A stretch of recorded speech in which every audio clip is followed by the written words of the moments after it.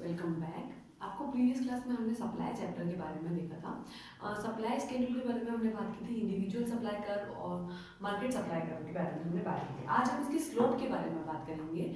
Slope का simple meaning ये होता है कि आपकी कर्व का शेप किस तरीके का होगा, उसका जो ढाल है, उसकी जो हम कह सकते हैं कि गिरावट, और हम ये कह सकते हैं कि डिक्रीजमेंट इंक्रीजमेंट जो है वो किस तरीके से होगा। ठीक है, तो बेसिकली स्लोप क्या चीज़ होती है कि आपके कर्व का शेप क्या है, आपके कर्व की आकृति क्या है। हम कह सकते हैं कि हमारा जो सप्लाई कर्व है वो पॉजिटिव होता है, पॉजिटिव कर्व ऐसा होता है, बट आपकी सप्लाई कर्व जो है वो डिफरेंट टाइप के, इस तरीके का पॉजिटिव हो सकता है वो, हम ये कह सकते हैं कि वो इस तरीके का पॉजिटिव हो गया, वो हॉरिजॉन्टल हो गया, वो वर्टिकल हो गया, तो किसी भी तरीके की हमारे को शेप मिल सकती है। तो ये किस पे डिपेंड करता है, उसको हम पढ़ेंगे स्लोप ऑफ सप्लाई कर्व। देखिए, supply curve normally slope upward, ये फिक्स होता है कि अपवर्ड होगा। अपवर्ड होने का मतलब ये होता है कि ये जो है वो इस तरीके का होगा, नीचे से बढ़ता है और ऊपर की तरफ चला जाता है। This is the upward slope.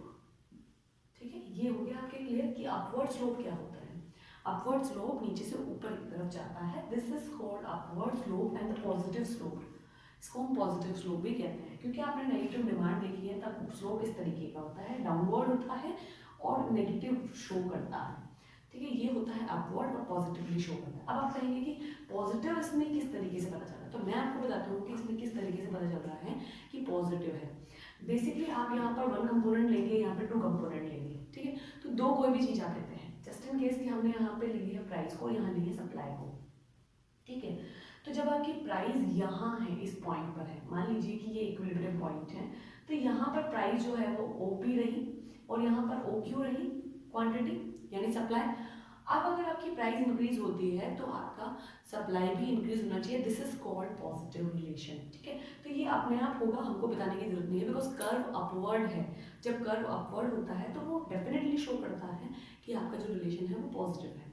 कैसे शो करता है ये देखिए, मान लीजिए कि ओपी से मैं P1 पर चली जाती हूँ प्राइस को लेकर। ठीक है, यानी प्राइस इंक्रीज होती है, तो इंक्रीज होके यहाँ गई, इंक्रीज होके गई है तो डेफिनेटली सप्लाई इंक्रीज होगी। क्या सप्लाई इंक्रीज होती है? इस पॉइंट को हमने इक्विलिब्रियम बनाया, देखिए आप सप्लाई अपने आप ही इंक्रीज हो गई है, मैंने नहीं किया, ये अपने आप हुआ है। ठीक है, दिस इज हम कह सकते हैं कि ये शो कर रहा है क्लियरली कि पॉजिटिव रिलेशन होता क्या है।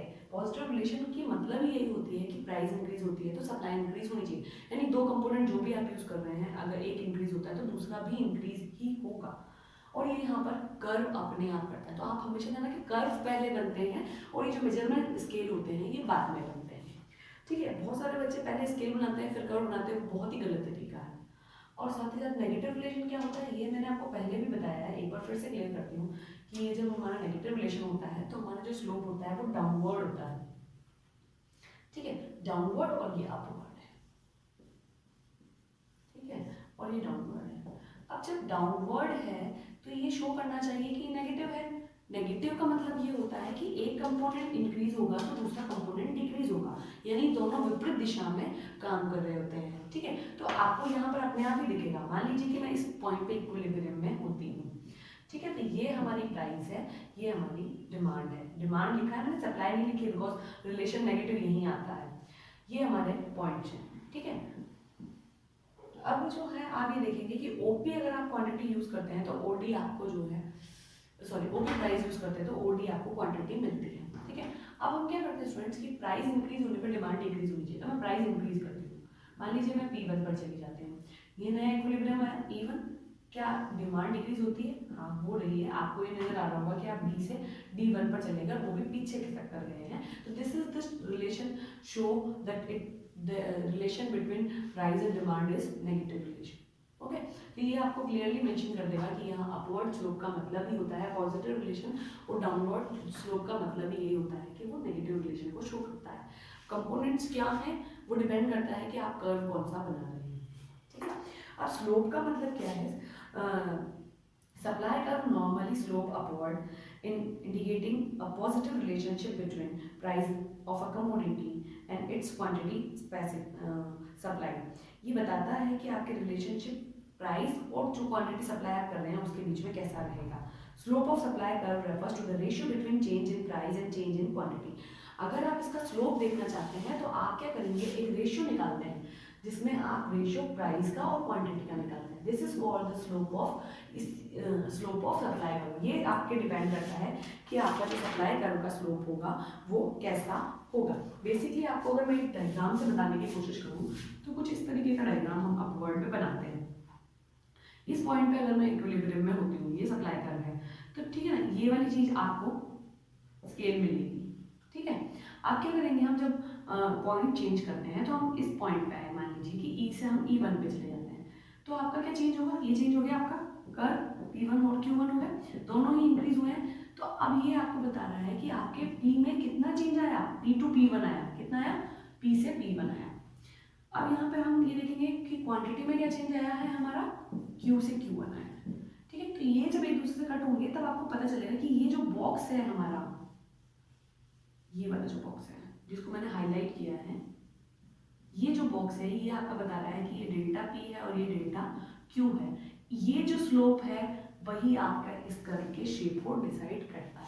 हो सकता है कि यहाँ जो डिफरेंस है वो 4/4 हो, 5/2 हो, कुछ भी हो सकता है। तो ये डिपेंड करता है कि आपके जो है डिफरेंस कितना आ रहा है प्राइस में और क्वांटिटी में, आपकी चेंजेस क्या होती है प्राइस में और क्वांटिटी में। This is called slope of supply का। ठीक है, इसके बाद हम नेक्स्ट क्लास में सप्लाई फंक्शन के बारे में बात करेंगे।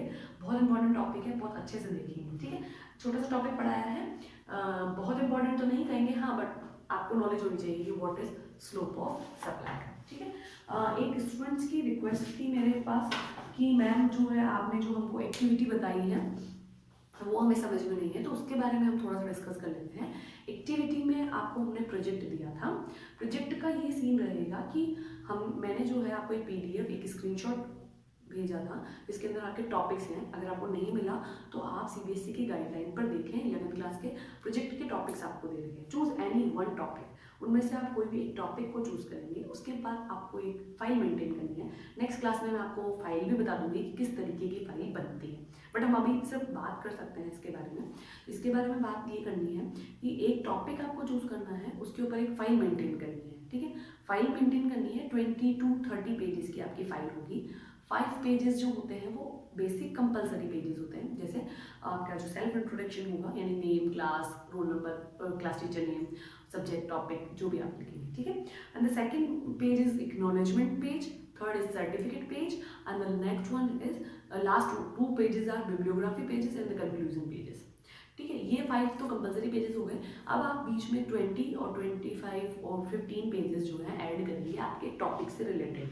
टॉपिक जो होंगे वो आपके पास अवेलेबल है, आप उनमें से कोई भी एक टॉपिक चूज करें और उसके ऊपर जो है 25 पन्नों में राम कथा आपको लिखनी है। राम कथा इट मीन्स कि आपको उसकी डिटेल स्टडी जो आप करते हैं बुक से, जिस भी बुक से आप करते हैं, जहाँ से भी आप निकालते हैं, नेट से निकाल रहे हैं, कहाँ से निकाल रहे हैं, डजंट मैटर, सबको आपको वहाँ ऐड करना है। आपका वाइवा होगा उस फाइल से। ठीक है, तो एक फाइल मेंटेन करनी है, किस तरीके की फाइल होगी वो मैं आपको नेक्स्ट क्लास में बता दूंगी। शो कर देती हूँ कि फाइल इस तरीके की। तो यहाँ से रिलेटेड कोई भी प्रॉब्लम हो तो आप पूछ सकते हैं। Okay friends, thank you.